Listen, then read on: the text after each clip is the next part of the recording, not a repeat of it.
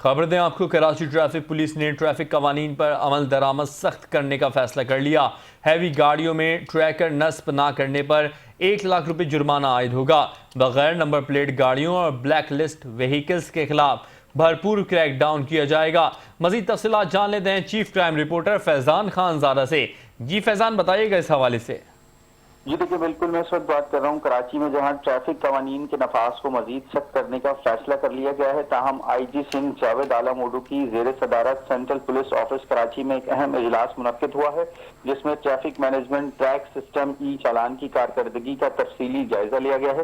اجلاس میں فیصلہ کیا گیا ہے کہ ٹریک نصب نہ کرنے والی ہیوی گاڑیوں پر 1 لاکھ روپے جرمانہ عائد کیا جائے گا، جبکہ بغیر نمبر پلیٹ گاڑیوں کے خلاف بھی بھرپور کریک ڈاؤن ہوگا۔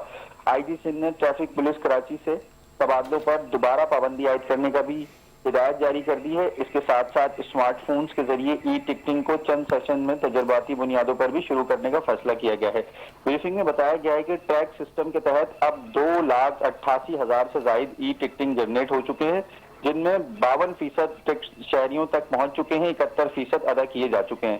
ڈی آئی جی ٹریفک کے مطابق 27 اکتوبر 2025 سے شروع ہونے والے فیس لیس ای ٹکٹنگ سسٹم کے تحت 12,000 گاڑیوں کو بلیک لسٹ کیا جا چکا ہے، جن میں جعلی نمبر پلیٹس، نامکمل نمبر پلیٹ، چوری شدہ اور مالکانہ حقوق منتقل نہ ہونے والی گاڑیاں شامل ہے۔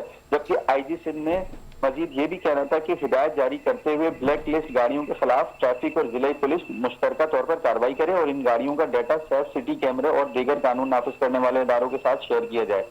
آئی جی سنگھ کا مزید یہ بھی کہنا تھا کہ جدید پولیسنگ کے فروغ کے لیے ٹیکنالوجی کا استعمال ناگزیر ہے اور عوام کو سہولت فراہم کرنے کے لیے غیر معمولی اصلاحات کی جا رہی ہیں۔ جی بہت شکریہ فیضان خان زادہ، آپ نے ہمیں اپڈیٹ کیا۔